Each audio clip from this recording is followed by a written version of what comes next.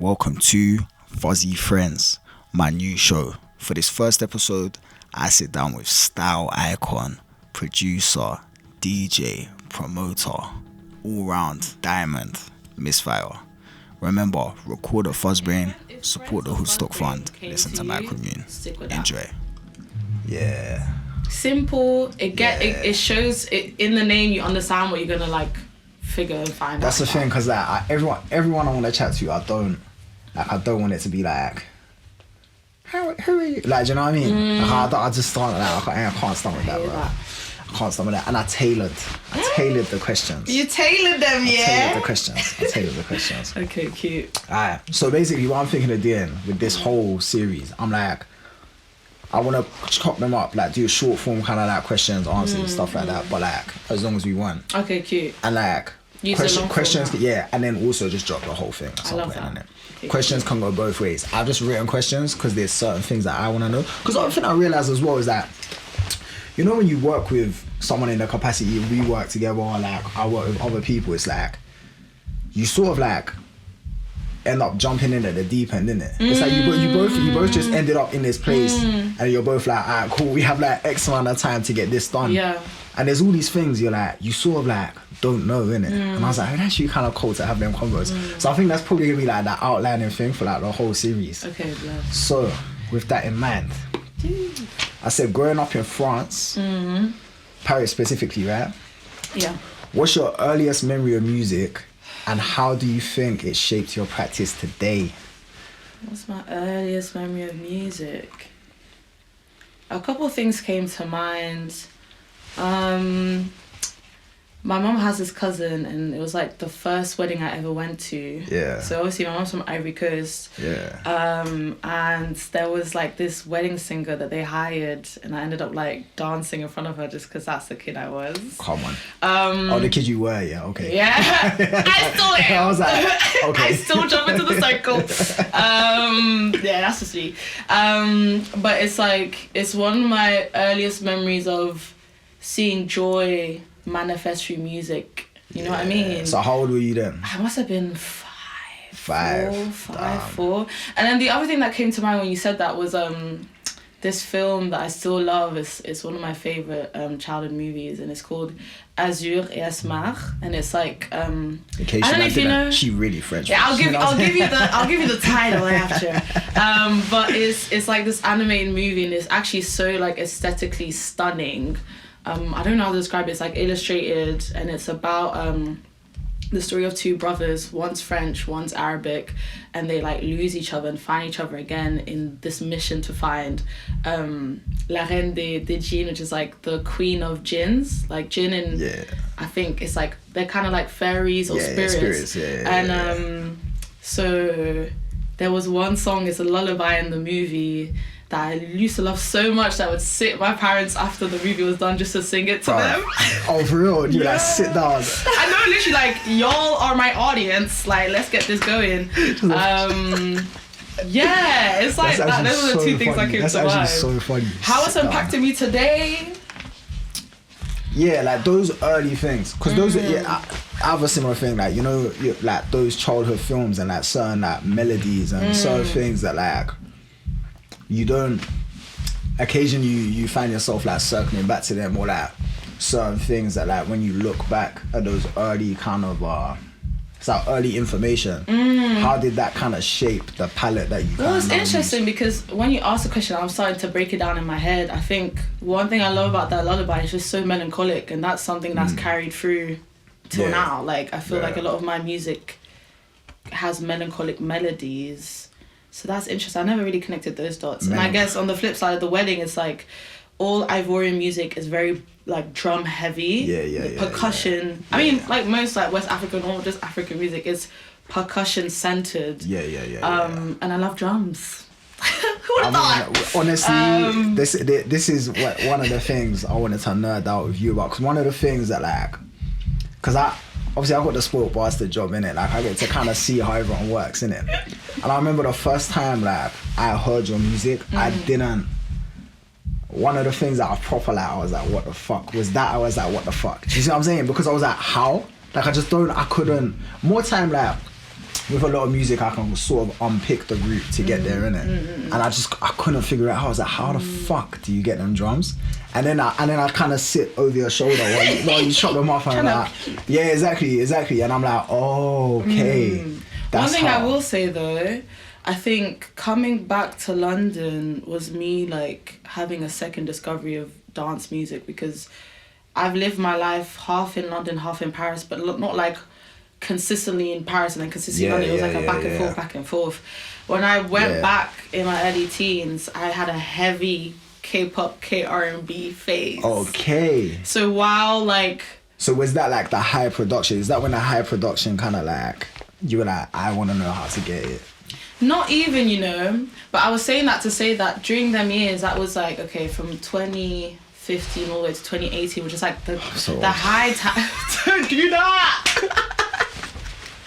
But that was like the peak of like, not the peak, but great times of like grime and and like UK house, and you know, I missed out on that in some ways. That's cold. So then when I came back, I had to reintroduce myself, and I'm still like learning about like what went on in them years. Honestly, who isn't though? Like genuinely, because it's like if you were switched on to all of that at that time, you would have missed all of that at that time. You know how it was, especially. And I still love some Karen. That was actually, this is not the order of the questions, but obviously I knew it was gonna fucking happen.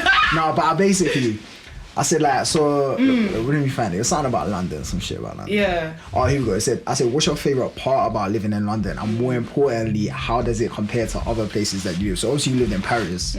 But like, so growing up, was it like, when did you first come to London? When I was 6, 2007. Okay. Came to London, went straight into an English school even though I didn't speak English. Oh man, honestly, that used to happen all the time in my primary school. The amount of kids, they used to put the token white boy on the table teaching English. No, that's what I got. Except he was bilingual, so he was I knew we were friends. That's what I'm saying. Hey, baby, you are him.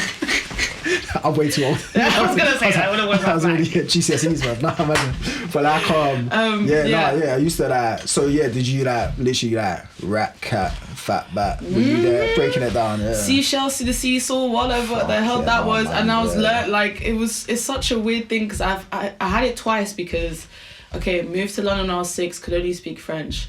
And then because both my parents are fluent in English, they would stop speaking to me in French to make me practice my English. But then obviously, if you stop speaking a language so early on, you lost it. You lose. I lost it. I mean, my comprehension was still there, but my expression was. So when we moved back when I was 14, I had to do that whole thing again. But mind you, in Paris, just in France in general, you do your GCSEs in year 10, not in year 11. So I've come back in year 10. And you got a 6-year-old's understanding.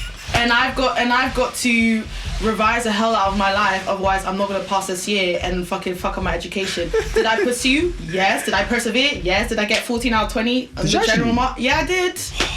I thought I was going to answer my other question of like, how did you become a musician? Flopped. Everyone else flopped. I love science and I love math. Love-hate relationship. I love science, chemistry, biology specifically. It's just fascinating to me. I love knowing why things are what they are. And I feel like at the time what I was going through, school was my escape, and so was like getting into K-pop and K-R&B, because that's a whole different culture, which means it doesn't apply to me in my life, in my reality. That's very interesting that you say that, because like I think, so how old were you that time? Like 14? Yeah, 14, 15. That's the age where you're like, exactly. And then you're like, I just want something that's a million miles away. It was literally. And there, that's like not, do you know what I mean? Literally. But I 100% understand that. I understand that. And music, throughout my whole life, has been a healer and a saver. Music literally continues to, Yeah, that leads nicely to my second question, which is actually my first question.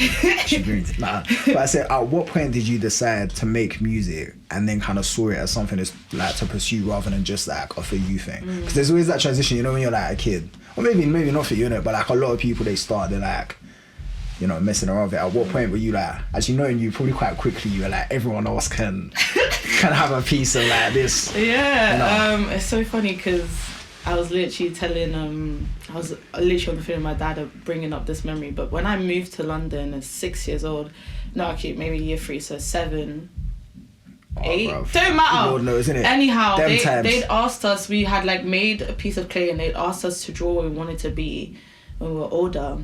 Or paint, sorry. And I painted red curtains with a microphone because I knew I wanted to be a singer. That's from day dot. Ooh. So from So like... you're laser focused. Like there was never anything else. There was no... You weren't like, I want to be a vet or some shit like that. No, there like, was never confusion in that. I'd been knowing since day dot. And that's cold. from young, like I'd always be in the choir, like the school choir. I'd always go to talent shows. Like I remember in year 7, like in front of my whole entire school, I'm talking year 7 all the way up to 6th form. Oh Lord. I sang Nina Simone, Feeling Good. That's like 500 kids. Is there a tape? I don't think there is a tape with that. I did it again because that's like my favourite song to sing. The craziest sample. Ooh. You flipping an 11-year-old you. I need to find Nina it. Simone. I do need to find it. I need to ask my mum. If there's a tape, that's crazy. Yeah, but was it good though, or was it like? It was great. I've got a great voice. I know you do. I know you do now, but at 11, you know. Like, at that time, like my mum loves my voice so much, and her favorite singer is Whitney Houston. So as soon as she clocked that I could sing, she was on me. She managed to get me piano lessons, like, cause she wanted me to get into music. I'm so sorry to her. I was not paying attention. I should have. Honestly, I never did any music lessons, and I kind of wish my parents was like they're not like they love music, but none of them made music or anything. And like I kind of wish they just fucking whipped me. But my mum did that. And you can't force it. That kind of makes you feel better about it. You can't force it. To be honest, I loved it, but it's just like so much was going on in our like life that I couldn't like. That's the thing. It's kind of it's funny like how all those things at that time, like music, all the things that are now so foundational that we like rely on at that time feel so like trivial. Do you know what I mean? You're like, I have zero music theory. I have like known all of those times that I could have spent. Even just like on like a laptop or a school computer, like working out kind of software and stuff I didn't do. And now that's the stuff I do. Because at the time I thought, oh, this is bullshit. Like, when is this gonna be useful? And now it's like every fucking day. Like, bro, if I done like drum lessons or piano lessons or whatever, then any type of I enjoyed it. I just didn't. I only clocked that I was neurodivergent when I entered my adult years, but it was just so hard to like focus unless it was like something I genuinely like playing. Then I didn't really care for it. But then I would spend maybe hours on YouTube watching how to like play by hand this one soundtrack, and that I could focus on because it would bring me dopamine. So was that like was that your gateway to being like? No, not even. I'll tell you what my gateway was. Okay, go on. I think. So so obviously I always thought about singing, but I didn't even know what producer music was. Like I didn't know about DAWs. I knew about GarageBand. I'll do my little 1 2 1 2, but it wasn't anything serious. So it was like just me playing loops that I like, and maybe a little MIDI here, MIDI there. Yeah. But I think the catalyst was obviously besides me like not understanding how to produce. I loved other music producers, and I remember like. I found out, I can't remember when I found out, but when I found out that Missy Elliott was not only a rapper but a producer, I was like, that's different level. Hold on. I was like, wait, okay. And like around 2016 is when I came across K Tronada. I've written 2 essays about this man. Really? Yeah. What for uni or something? For uni, just because his sonic worlds, I enjoy being in it. I love soaking it up. The way he does the percussions. And also one thing that struck me about him is that it doesn't matter if I don't know whether he made the track or not, I know it's him just by hearing it. Right? Yeah. So it's coming now to my A-levels, and at this point I'm back in Paris, so I've done like all my science. I was in Bac S, which is like the scientific path. Right, yeah. And I'm thinking, okay, I know I want to go back to London. I apply for UCL for pharmacology. I get the offer. And then it's 1 week before I actually take the A-levels. Yeah. And I'm sitting down, I'm in my bed, and I'm trying to think about myself at 35. And I was like, do I see myself in a lab coat? Because I wanted to research. I wanted to do research. Yeah. I was like, do I actually see that? I was sitting there, I was like... My gut was like, no, you don't. No, you don't. But then I was like, I know I want to sing, but also I know that music, I'm not dumb. I know music is not immediately viable. So I need to do something else that could help me have different like avenues of income, Yeah, right? So now I'm looking up music production, I'm looking up music engineering, and I'm thinking, do you know what, if Missy Elliott could do this, fuck it, I could do it too. Yeah. So I was thinking, okay, but you don't have any music A levels, so how are you going to apply to all these unis? Yeah. And then by the grace of God, after my research, I was like, I found this foundation degree course, hopefully they still do it, at this place called Community Music. It's based in Shoreditch. Yeah. And then they're in partnership with University of Westminster. So if you do 2 foundation years, you get to do a bachelor's at Westminster just to wrap up. So that's just 3 years. Yeah. And I was like, if I don't need music A-levels to do this, why not? Yeah. Why not? And thankfully, I had to convince my mum because my dad is always on board. I was gonna say, how is that combo? Because the UCL offer is not a small deal. I can't just go from farmers. Going fucking UCL to like, actually, nah, I'm gonna go somewhere else. So, thankfully, the degree that I'm talking about also has business inside it. Like you get to learn about intellectual property and like your publishing and everything that you need to know in order to like also handle yourself well in the business side of music, because music is business. So I was like, Mummy, look, it says business in the degree. And we had like this whole chat, and I was like, Mum, listen, I'm young now. If it fails, which it won't, if it fails, I can just go back. Like I will always have love for like science. Like I can always learn again, because once again, if I'm passionate about something, I can devote so much time. So we had a chat, and she was like, do you know what?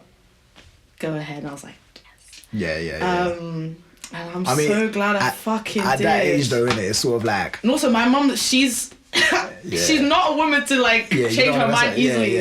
Yeah. So, but like, it's one of those things but at that age, neither are young people. Do you see what I'm saying? It's like, you're probably gonna do it anyway. Yeah. Or some variation. Yeah. It's like, so it's sort I would of have found a way. Exactly. And I think that is interesting. I also think, one of the things that like, I find interesting about your work and that was how much you seem to get out of uni, because a lot of people that go through it, maybe they went to different places, because I never studied any of this shit, so like I don't really know what it's like. And to be honest, I have like a bit of a complex about it, because I feel like in my head I'm like, there's all these creators and my career's just dodging.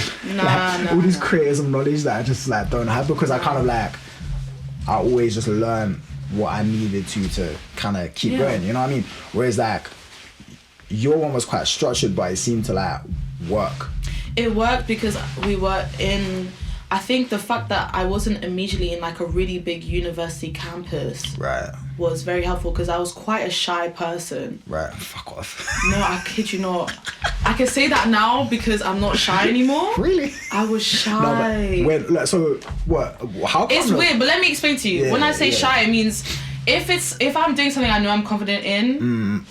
That's true though. I'm okay. That's like true. singing in front of those people is because I have confidence in my voice. Sure, I was I'm still shaking at the mic. But right. But when it comes to talking in front of people about stuff that I don't know, have no knowledge on, then I shut my mouth, which is not a good thing. No, but to be honest, like that's such an alien situation for any adults. Like it's insane that they put you, like, I guess it's good in a way to put like younger people in that situation to like teach you how to do that, I guess. But I don't even know if it's, honestly, like what situation are you gonna ever fucking find yourself in where it's like talk to loads of people, you don't really know anything about it, but like try and convince them that you do. Imagine my first lesson at uni, my tutor asked me what is EQing. Do I fucking know? Wow. And all these other people who've got like 5 years already under their belt of producing are like, and now I'm sat here like... see, shit like that. See, that's the shit that I hate though. I know. That's the shit that's also another reason why stuff like that, this is me massively projected, but like, that's why I never really studied, because of interactions like that, where it's like, I'd much rather quietly like, okay, this sounds like shit. Why does it sound like shit? What can you do? And it's like, if you boost or cut this frequency, what's that called? That's called EQ. And then figure it out in my own time. Yeah. Because it's so how did you get from that point where it's like your confidence is kind of getting fucking shat on? I think, do you know what's so funny though? It's like, even though I knew I didn't know, I was like, do you know what? I'm here to learn. I have to figure it out. I didn't just tell my mom I'm not gonna do fucking pharmacy. That's a good point. That's no, fuck it. This is what I told my mom. I said, Mom, I'm not here to fail. I'm not going to London to study this to fail. Failure is never on the table because failure is not in my story. I have confidence in that. I know that. So when I was in that class, I was like, I don't know what EQing is, but I'm about to find out. And then it was still a battle. Like, and I think it's only something I've really shedded when it's about things I don't know about. Before I'd be like pretend like I knew, but like you know. But now it's better to just say you don't know something so you can actually learn the thing that you don't know. But to be honest, I think that like comes from like that's definitely something I only learned to do in the last couple of years, man. Like, everybody in that class at the point had produced to some capacity, and I just had garage bands and it wasn't even serious. But that's the thing. I think there's also like one of the it takes like a certain amount of like comfort in your ability to know that you will be able to understand to even have that kind of convo. But also here's the thing, I was actually so excited. I was so excited to actually learn. Like, that's cool. I remember the first track I made was called Thunder. And we had to use a Foley recording, so I'd recorded like some thunderstorm that happened while we were like in one of the classes. And then I'd made this beat, and then somebody called it trap soul, and I was like, okay, like I don't even know what that means. I just like what I made. So because I didn't know anything, I think it made me less restricted. That's one thing I clocked. Like when I left, because everybody had like learn to some capacity, they will go by the book, but because I didn't have any book to go by, I would just do whatever. If it sounded good, it sounded good. I literally had no money to get like all these fancy plugins. I just get crack plugins or just use stock plugins, and I honestly think that's been like, it's been my superpower. It's been a blessing. Honestly, I think that's one of the things that sort of like attracted me to your music as well, is that sort of comes across. There's a certain amount of it that like I don't think you can get to if you follow like a pre-foraged path. Like I think pretty much all my favorite music, like whenever it's been made, has been done sort of in that capacity where it's like, and whenever it seems like whenever an artist gets to a point where they have access to everything they could possibly have, it's sort of like, I don't know if it's like choice, like paralysis choice or choice, I don't know what the term is, but like, you know, you just kind of like fuck, like where'd you begin, innit? And it's sort of like, I think having limited resources but like infinite ideas is like quite a common thread between like, you know, it's like, you know, when you were a kid and you had no toy, well no but let's say you're at somebody's house or like you're at a sleepover and you have like no toys to play with, you'll just come up with something regardless. Exactly. Or if you wanted to make like you'll figure a way out. Exactly. But if I enter a room and I've got like 150 different where'd toys, you begin? It's interesting. That's something I've noticed about like, if because I've been doing like a lot more mixing recently, and like all sorts of stuff recorded here by me or by other people, stuff recorded in other studios. And something that I've noticed that a lot of kind of like maybe like more inexperienced engineers do is like use everything, like because they can, because it's like, and I used to do similar things, like, you know, I'd be like, oh fuck it, I want to try like 5 different mics on this thing or whatever because I can. And like that's cool, but in a way, like the best results are like often the least, I don't know if this is true for you now, but this is kind of leading me into another question I have, is that like the least amount of obstruction between you and the idea. So obviously in the engineering capacity, it's like, you know, as few things in the way. In like a producing capacity, how does that come across for you? Because how much of your writing process is like you kind of come in with an idea in your head? How much of it can you hear already, and how much of it is like just a small thing and then you're expanding on it? I say it's half and half, you know. Sometimes like I'll have the whole track, like sometimes I will just start recording or like start the beat and then maybe 4 hours is like it's all there. Right. But other times I'll just have one melody and I have to almost like a puzzle piece, I have to lay and then this and then take something away, put it back, this, that and the third.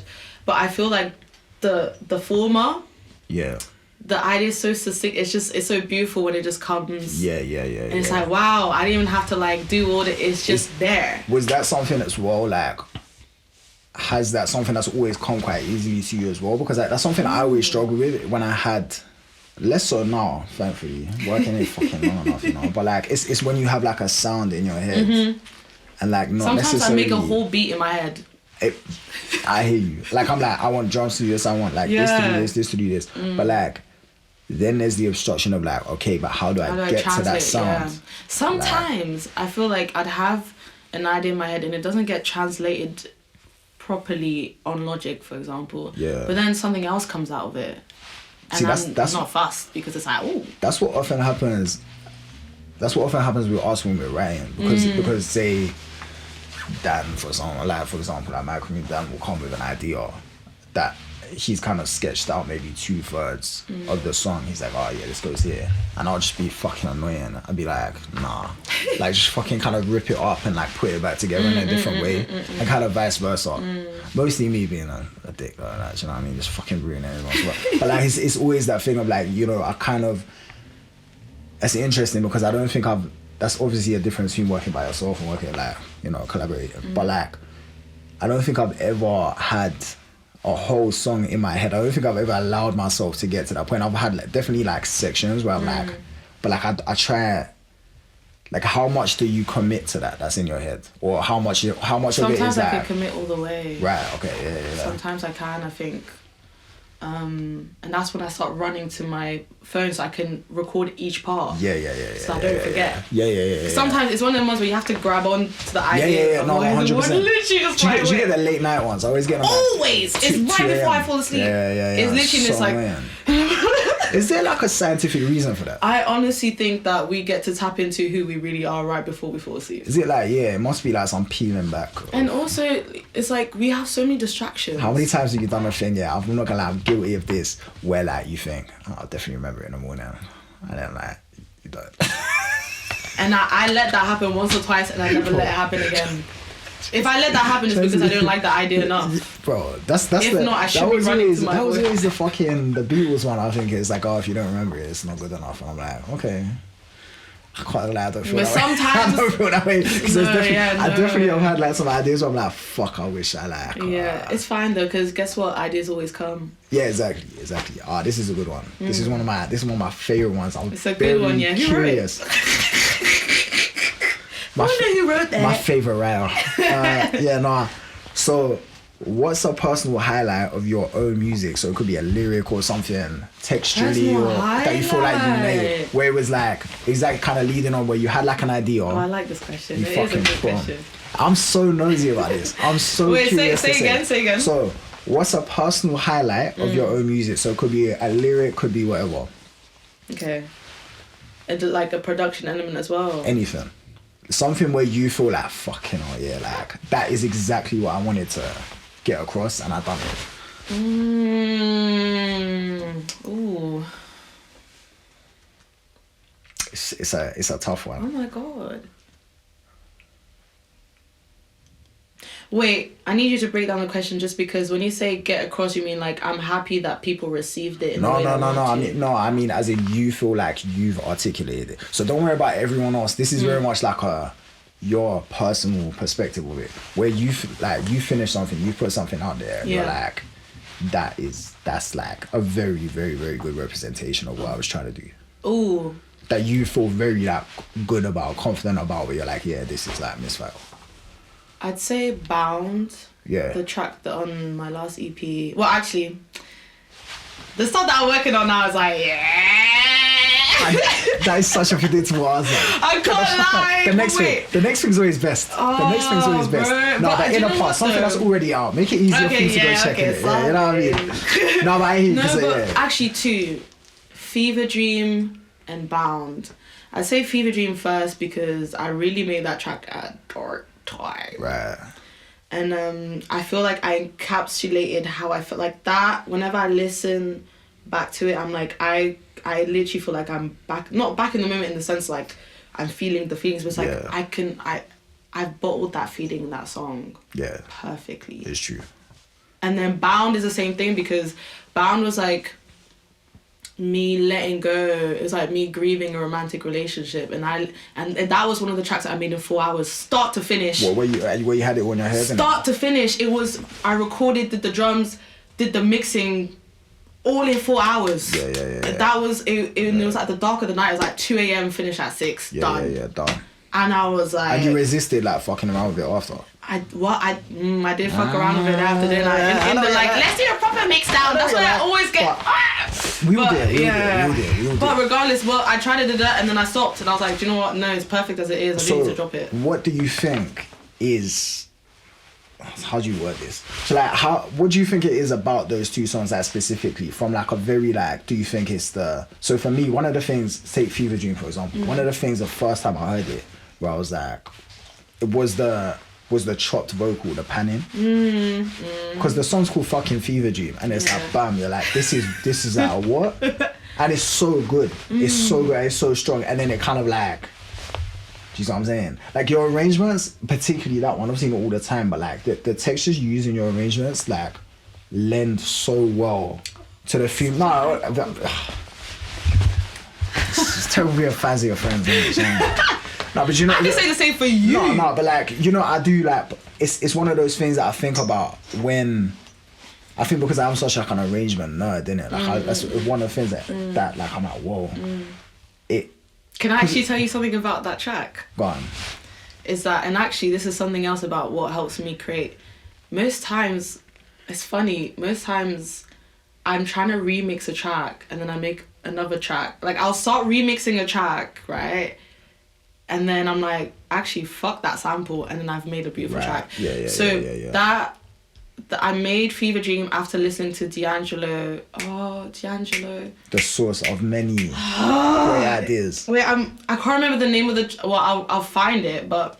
What record? There's a lady who speaks in Spanish. Like the intro has this lady speaking in Spanish, and then it goes into him singing. And I had that like in my head. It was in my head. So I started like.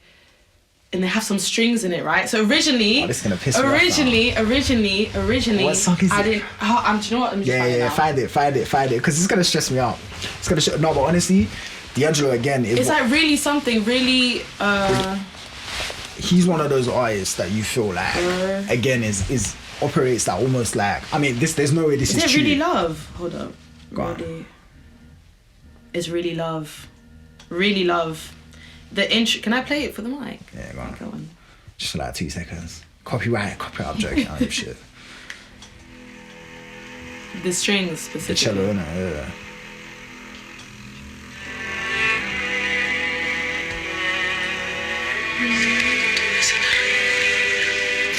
So beautiful. It's quite amazing. So you used the glide from the strings, was that what you were trying to take? So I took that and at first I just kept that, and then I was like, I don't want to be copyrighted. I don't want it out. Even though at the imagine using a song because of that fast. But I build the track around just that and then I did the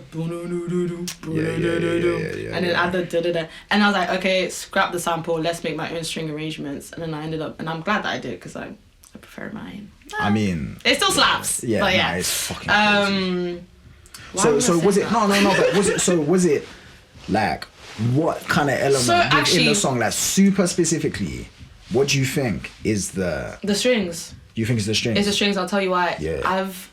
Coming back to like early influences, my dad loves classical music down. Oh, bro. And it's to the point where they used to just play classical music CDs to make me fall asleep. You need to put me on, because I feel so fucking ignorant to this world of music that has but it has all the things that I love in music, especially as I get older, like big dynamics, arrangements, fucking all these like full frequency kind of flourishes, all the things that texture, all these things that I love. I'm so fucking ignorant. Do you know what? I don't know much about it either, even though that my dad loves it. What I do know about it is that it moves me in such a way that it allows me to bring emotions forward. So when I hear strings, I literally hear this gonna sound so cliche, but it's true. I literally hear like, I hear sadness, I hear grief, sometimes I hear love, I hear joy, like or music, but strings. I feel like truly to me, it literally speaks to me. So when I heard the track, the reason why it was playing in my mind is because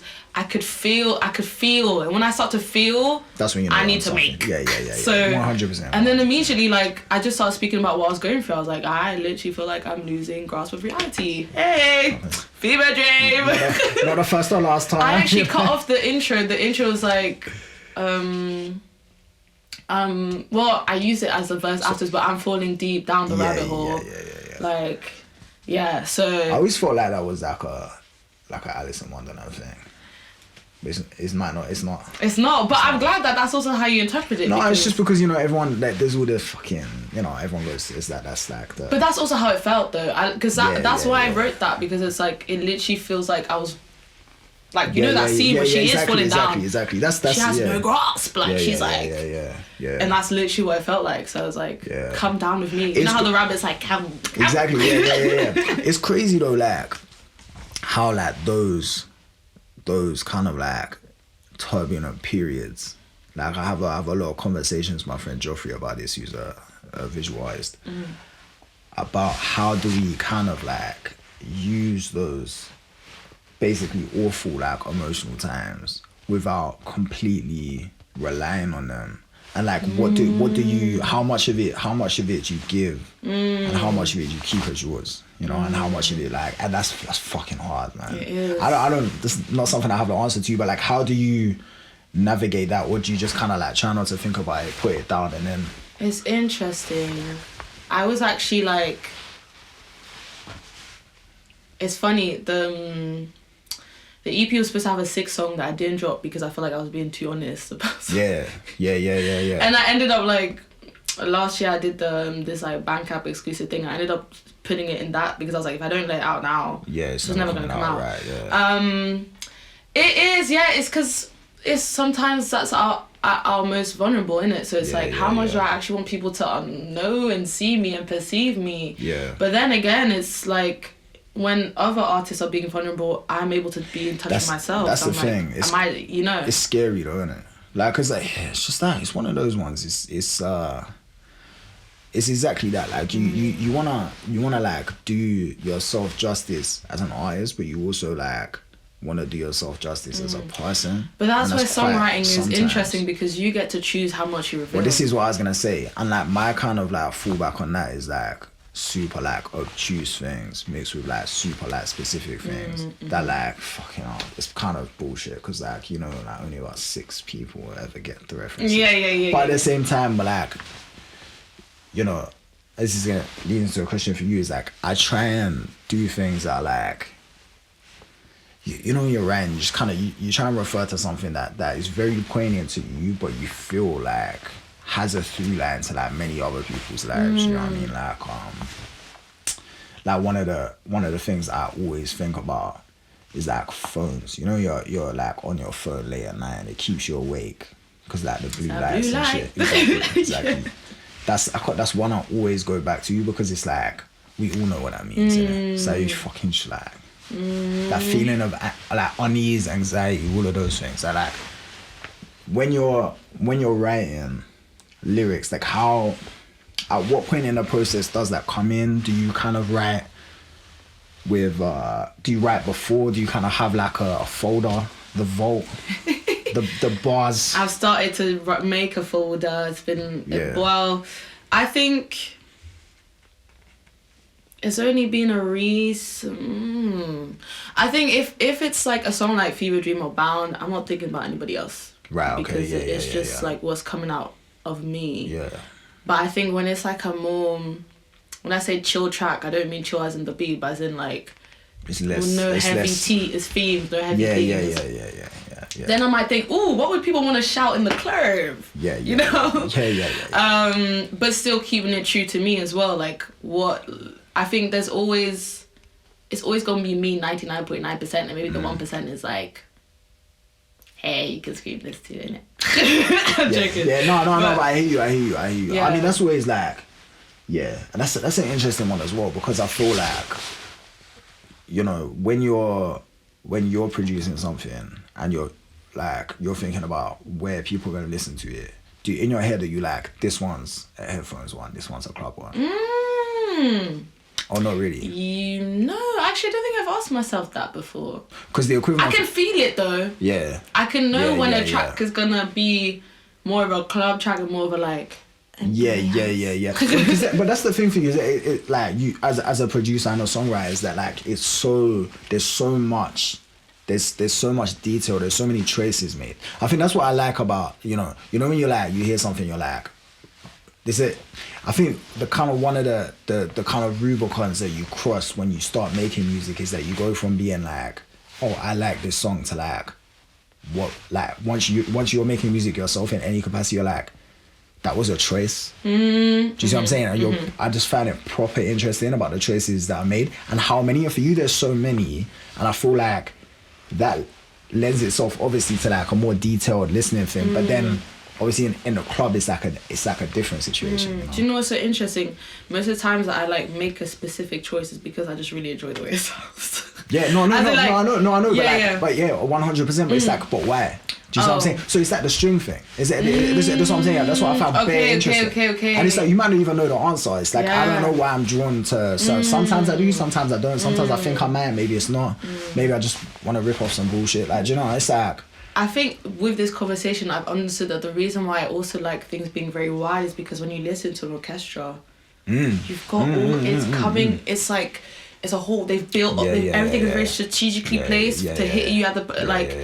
And I think it's just now that I realised. Yeah, but this is the thing. I have too much time thinking about this shit. But that's an interesting one as well. On a super nerdy one. This question just from me.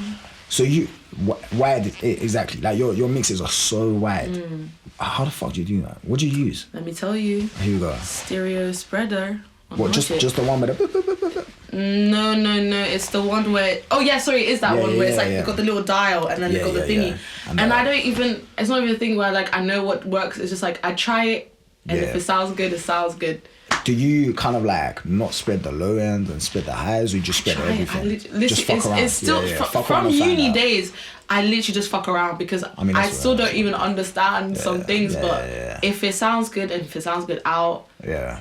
I've done the job. And then obviously now, because I've done that quite a couple times. You have a workflow that you can lean on as well as experimenting. Exactly. So that's the nice part, man. Yeah. I've got also Ozone Imager. Right. I got that cracked. Yeah. And that allows me to really... Pay for it. And what? Logically. You pay for it twice. That's how much you loved it. Right. Definitely. Anyhow, Ozone Imager, Stereo Spreader... There's another one too, but I prefer the one with the and then I add like most of my basses I make on ESP. Okay. So the wah was made on ESP, and I just put hello chorus because that also spreads. And I know that in you they're like, you don't want to make your thing. I don't give a fuck. Trust me. I honestly 100% like when I'm mixing like a band, if I want a band to sound like a band and they want that, then it's like very centered bass. I get it. It's something microphone wise I'm moving far away from. Because I was thinking I've been using this a couple years now, but like I've been using this I went through a massive attack phase. That was a fucking terrible part. But like I was obsessed with how to get that low end so like wide and like tight and just like it's nice, man. Just fucking sits perfect. Have you used a massive attack plugin? Sort of. The Mutronics mutator. Yeah. It's not. I don't know. Like it's apparently it's what they used. Allegedly. They made a second one as well, like a second plugin. I don't know. It's not even called Massive Attack on it or anything. I was just searching, and then I tried to find the best reproduction of it. And I just use it all the time now on bass. Like I love it. I just think it does something, and it's super wide. That will probably, if I send it to a different mastering engineer, it will get ruined. But I hear that. Also, another thing that I like to add to my basses to make them heavy is sausage fat now.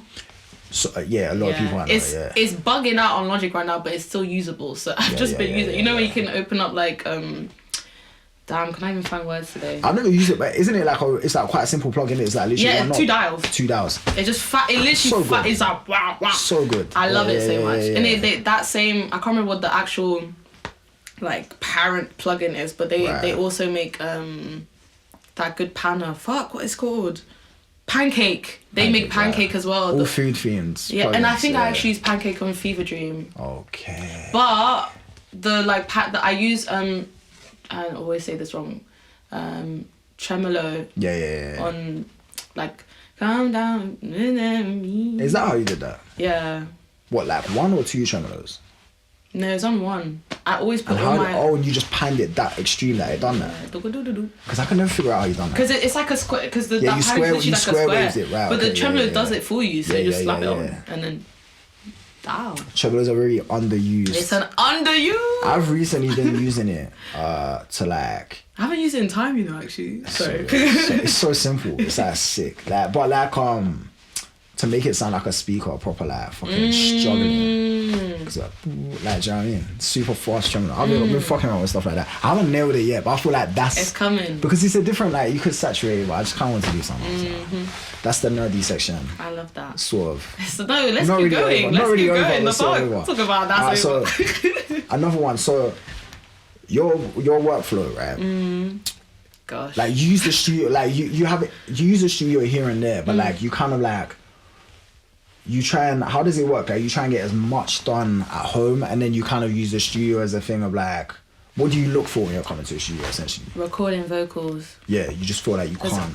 I feel like one thing I want to get better at is that when I do my demo vocals, in fact, it shouldn't be demo vocals, it should be the final vocals because that's most of the time what takes me the longest to finish. Most of the times the beat is amazing and I'm just getting down to the last nitty gritty on like this one note that just wasn't right and now I'm doing 10 different sax and I'm not happy with the 10 different sax and it's like I mean, you know the one track that still hasn't come out, the one I'm gonna bring it up. I recorded it here, I'm gonna bring it up downstairs, I'm putting the artist to come in again, I'm happy with the master. Are you actually? Am I? I don't know. I genuinely thought you'd be like, I was like, yeah, I was gonna like fucking do a knee slap. Do you know, I've got one master that if I were to drop it, when I were to drop it, but if I were to use that one, I'd be happy with it. Okay. It's gonna come out. No, we will do it. I mean, like, this is the thing, I'm always very like, harsh with artists. Like, fucking put it out, fucking. One thing I would say, I'm talking to myself because like, you know, I'm listening. There was one session that I did here where I came in to do something and then I got sidetracked because you had a guitar. Obviously, you have multiple guitars. Yeah, there's quite a few guitars. But there's this one. Basically, in 2020, I tried to learn how to play the guitar, and then I realized that it takes way more time, so I stopped. But I learned how to play 3 specific chords, and out of those 3 specific chords, I made a song in 2020, just like guitar and voice. Cool. Yeah. And then I plugged in one of your electric guitars and recorded the song again, and it's generally one of my favorite songs I've ever made. I don't know if you'll ever see the live day. Can I hear it? Yeah, absolutely. Yes. I'm gonna play it to you. Fucking best part about our job. I love it. It's literally like. Don't even release it. I just want to be the only one. Yeah, don't worry. Fuck everyone else. But it's literally like, it was so cathartic because I was like, once again, it was another moment of like me feeling like I'm like liberating emotions that have been like piling up.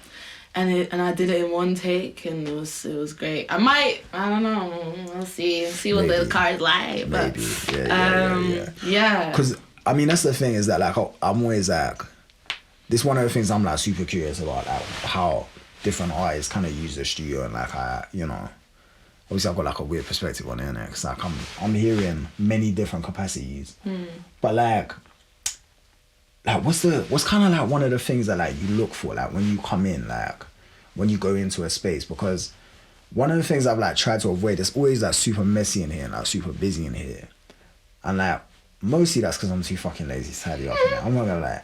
But like a big part of it is like sort of trying to create like an environment where you don't need to worry about like, oh, I can't put my drink there, or I can't do this, I can't do that.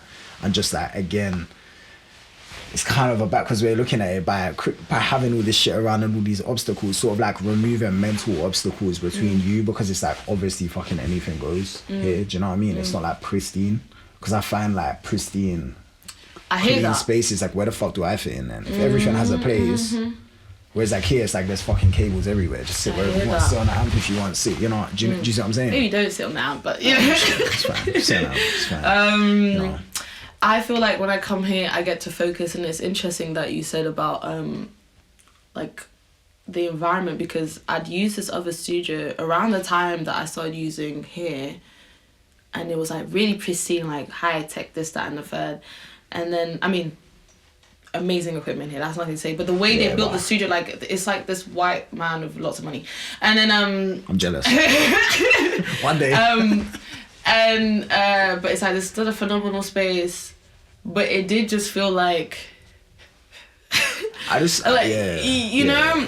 And I feel like when I get here, I don't feel that I'm here to work and it's gonna be great. And I'm gonna feel relaxed. That's the word. I feel relaxed. I think that's the like becomes so important to like my workflow in regards to my room, but also in regards to like anything if I'm recording a client or just whatever. Hood stock fun session, whatever it is, I think is exactly that. Like I don't think I can get good results unless I'm relaxed and unless the other person is relaxed. Absolutely. Especially like stuff like vocals, man. Like, fucking on, because you know, obviously, like with the hood stock fun and working with like younger people, you often have a situation where it's like someone's never like heard their voice on headphones or like recorded their voice before.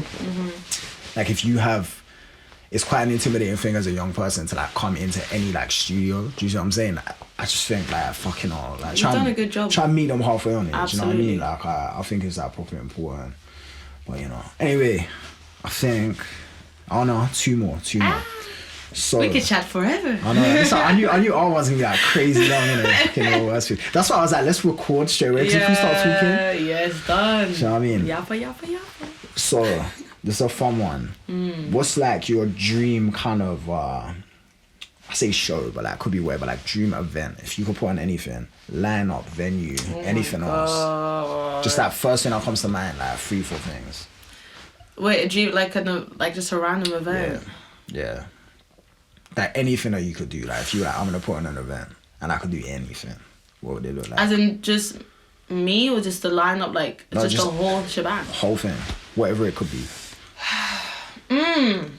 Well, there's actually this event space in 9 Elms that has like speakers where you can put your stems to different speakers and automate it, and then like that you can literally create like surround. But like moving. Even with the lights, you can sync it with the lights, this, that, and the third, right? To the point where you can, and the lights come on. It's like a sensor. It's a whole thing. Yeah. And I've had the chance of like visiting it and then speaking to the guy who like works with the people there. Yeah. And I want to play that. I want to be able to, because that's a different level of experiencing music. Yeah. Like, what do you mean I can have 2 snares there and then my drum there and then switch it to this, that, and the third, and then, you know, that to me. What's it called? It's called World. Hey God, let me find it. Yeah. It's called World Heart. Hold up. Yeah, that sounds crazy. That's why that was my kind of thinking behind this question, one of my sly ways, because I think it's one of those ways that you kind of learn. You learn a lot about like what artists are looking for in a live experience. Do you see what I'm saying? Absolutely. And I think like that can be quite overlooked, because I think just a lot of the way things are booked in London ends up being quite cookie cutter because it's so fast moving and so like saturated. Sorry, I'm gonna find the email because it's World Hot something. World is in the beginning of it. Prestige Worldwide. Yeah, like. So what? 9 Elms. It's in 9 Elms. I had to get out. Yeah, I had to get out 9 Elms. Yeah. Well, so it's like a new thing. I think they just opened it up. Yeah. Yeah, I'm not gonna lie, that don't sound like an old venue. You know what I mean? If they got like the fucking surround sound it's mad. And the lights and that. Where the hell did I? It's calm. We'll find it later. We'll find it later. Yeah, because no, it's sick. We'll find it. I'm trying to get. I think I want to get like artists that I rate where I'd want to experience that as well. Like in man, that. the fuck. What do you mean? I'm hearing the guitar coming and then it's... I got something to talk to you about after this. That's hush actually. But, okay, cute. But it's good. It's kind of like it's sort of my version of this question. Okay. Yeah, sort of like my closest we can get to my answer to that. So, but like so who would you put on the lineup? So you mentioned like Keisha earlier. Like anyone, like dead or alive, could be fucking yeah, of course, yeah. That'd be crazy. I don't know. I'm starting to think if I could make it like a half performer, half DJing type lineup. I don't know how that would work. I'd put Lucian on. I'd put gosh, I hate and love this question because my brain. Yeah, I know your brain goes everywhere. It's kind of a bastard question. Oh, it is. Yeah.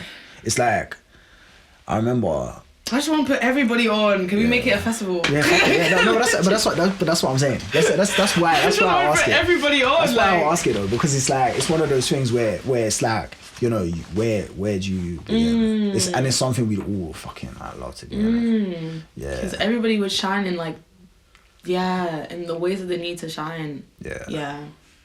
There we go. So we gotta find out the place in the house. Alright, last one. Show and tell.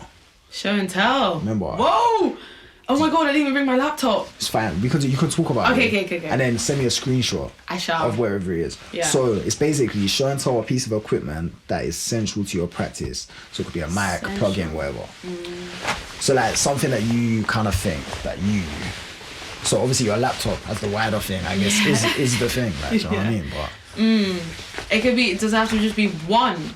Yeah, specifically, and why? I mean, to be honest, we kind of had like our nerdy plug-in combo, innit? So it could even be one. Honestly, God forbid, because this would never happen, but if I were to lose everything again, I had to keep one plug-in on Logic, it'd be ESP. Okay. Because bass, that is the Misfya bass. Bass. And is there like, when you're using it, have you got like a I've started to make my own presets. Patches? Yeah, my own patches. I've got a whole lot of them. Send me a screenshot of one of those patches. Okay, cute. And I'm gonna ding. Like, you know what I'm saying? Because I think like I think that's one of the things like, because I wanna like have these conversations with like a bunch of different artists, but like I love that idea of getting together, like seeing all the different tools we use, and at what point did you start using it and why? From day dot. The second they introduced it to me at uni, you're like, literally it must have been the first, the first semester, the first month, maybe even the fucking first week. No, but like the first month, I was like, whoa. That's what, that's what you've been looking for. And I was like doing and you could change like the resonance and this, like you could change the like the attack. It's so versatile if you will it to be. Like, right. And obviously, sometimes I use it by itself. Sometimes I use like other plugins to like beef up or morph it, whatever. But that at its core has made so many of my bass sounds. Yeah. So many that is so cool. Yeah. That's sick. ESP. There we are. ESP. You don't need your extra £500 plugin just to make one good bass sound for that one preset. And that's actually the other thing I was saying. If anyone's looking to start producing, don't just use presets. That's, I think, one thing I clocked when I was at uni. Like, lots of people would just use all these different presets to make a beat. And hey, yeah, it's a great beat, but anybody else can make that now. No, it's an alright beat.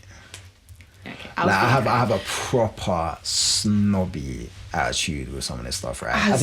Not like the presets. I think presets are a great tool, and I think, to be honest, like I do. But it's people who use presets without tweaking it. Like you literally you put it on, you're like, yeah. That's what I was gonna say. I do a lot of work where it's like, alright, cool. Particularly in a fast moving session, preset, tweak it, because I think the presets kind of like, particularly when you get like a new plugin or whatever, it's like, yeah. This gives me an idea of what this does in different capacities, and I think that's useful. But like, I do have like a proper snobby theory about like kind of like originality in music and like. And the splice only users. Yeah, exactly, and they kind of fall under it. It's this thing about like, you could make. And this is definitely a me thing. Because I don't use Splice, by the way. I've never used Splice. You never used it? Never. Again, I think it's a great tool used in the right way. I mean, okay, I used it. Oh, here we go. But I never released music with it, as in, It's not a crime, fam. It's not a crime. It's alright. No, because I clocked that I lied, so I was like, I have to actually speak the truth. But what I mean to say is that at first I thought, like when I got introduced to Splice at uni, I was like, oh, this is a good idea to find inspiration, but I would never ever use Splice and then drop a track with Splice, because if somebody else finds that sound, it's quite washed. Now I'm like, no, it's quite washed. I mean, that's exactly what I was gonna say. I kind of have like this snobby ranking system in my head where it's like, you could write something that is like 10-10 lyrics, composition, delivery, arrangement, but like if it sounds too much like something else, it's an 8. And then exactly, and then how like are you it will gonna never be above an 8 to me. And like everything I love and everything I strive to kind of get like close to doesn't sound like anything else. And that's something that struck me about your music, and it's like something that is like the greatest compliment I could like pay someone is exactly that. It's like, how the fuck did you get to that? And I'm not really like understanding how, and like I find that to be the kind of you know, so that's very I really appreciate that, because there was a point, so obviously I started to learn how to produce in 2019, and there was a point in late 2020 where I thought it wasn't going to get any better than what it was. And then January 2021, I made one track called Alter Ego, where it felt like, okay, I'm onto something here. And from there, I feel like I've just been refining my sound. And that was one thing I kept saying to myself, I need to be, like, my sound needs to be recognizable. I can't just sound like everybody else, because then I'm going to be just like everybody else. Yeah. So when I hear that, I actually really like, if only I could just like time travel back to like me trust me, crying on the phone with my dad, like, maybe I'm not cut out for this. I'm like, you got it, kid, keep going. Honestly, like, we will have so many of them, innit? That when you look back, you're like, fucking I was tired. And now if I make a shit beat, I'm like, it's calm, because other great beats gonna come. I think that is a thing that comes with confidence though, like, just to like, it doesn't really matter if it's shit, like, it's like, you just gotta keep making. That's actually the very first thing they said at uni, like after, like not after, but before they asked me what EQ was that they were saying the first thing you need to remember, and they were right. It's like, there's no point of trying to make one perfect track. Just keep making, and you'll get gems along the way. Okay. Yeah. No, that is very sound advice. Alright. Finishing. Yay. What's next? What's coming up? What is next? You got any bookings? I'm trying to get this out quick.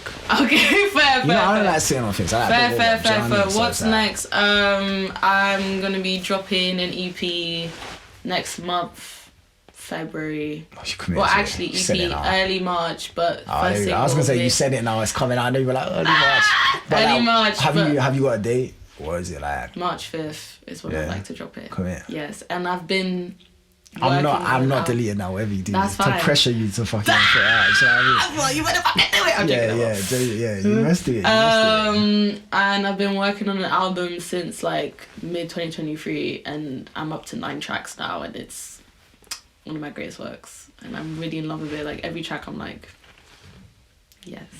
Come on. So I don't know when that's gonna come out, but it's gonna get finished this year for sure. Yeah. Okay. No bookings coming up. I've got one. You're staying home. It's not confirmed yet, but it'll be in March in London as well. Okay. Yeah. That's exciting. And what about Dufour? Is it coming back in time? Dufour, I actually want to do it. You know, Fête de la Musique in Paris. Nope. I want to do the Fête. I was gonna lie with that. No. Fête de la Musique is it's like the like, it's a specific day, but it's to celebrate music. So why the fuck do we have that, man? I know. Why do we have that? It's block parties everywhere. Oh man. So I'm not gonna lie, my London arrogance. That honestly, no, you need to come through. I've literally been trying to get everybody to come through this year, because last year was lit. But yeah, I'm gonna try to pattern Dufour free out there. If not, it's gonna be in London. Yeah, because last time we spoke about, you were saying potentially doing that. Yeah, because that's still my city. Last time you were saying get London people there. Yeah, that's why. Yeah, okay. That's why I'm literally, every time I know someone who would like to go there, I'm like, do you know this exists? Yeah, I mean, get your tickets now. That sounds fucking sick. So when's that? What time it is? It's June the 21st, but it's the weekend of. Right. So it's like the 20th. So it's like third weekend June. Yeah. It's crazy. Block parties, rock up, bring your own drinks. And it's not just one place in Paris. It's across all around Paris. This is the thing, man. I feel like it's gonna be good weather too. This city is not it doesn't.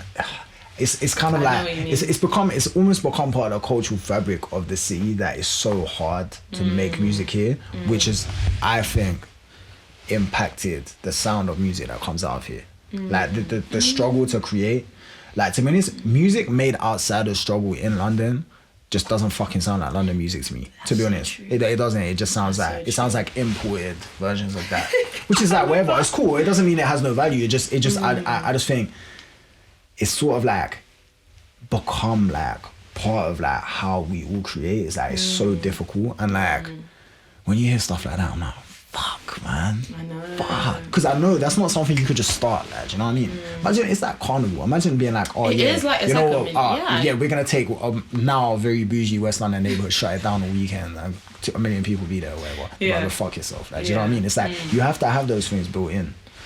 It's a shame. I know. You have to start building our own things in there. The food, no, I'm excited. Last one was so good. Yeah. And see me another butchering. thing this year is more live vocal performances from me, because that's something I just haven't done in a long time. The last time I even grabbed a mic was like 2023 at Village Underground, and it was just the same because I'm that for like but it's cold though. 2 minutes during my 2 hour set.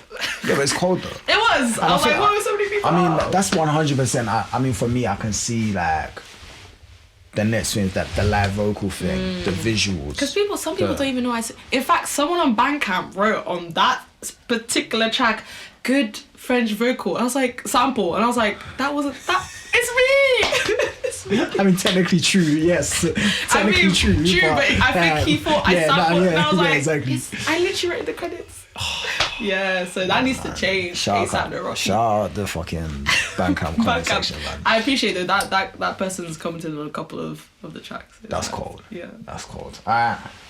Producer, DJ, promoter, style icon, Misfya. Thank you very much. Thank you. That's episode 1. Fuzzy Friends, whatever the fuck we're gonna call it.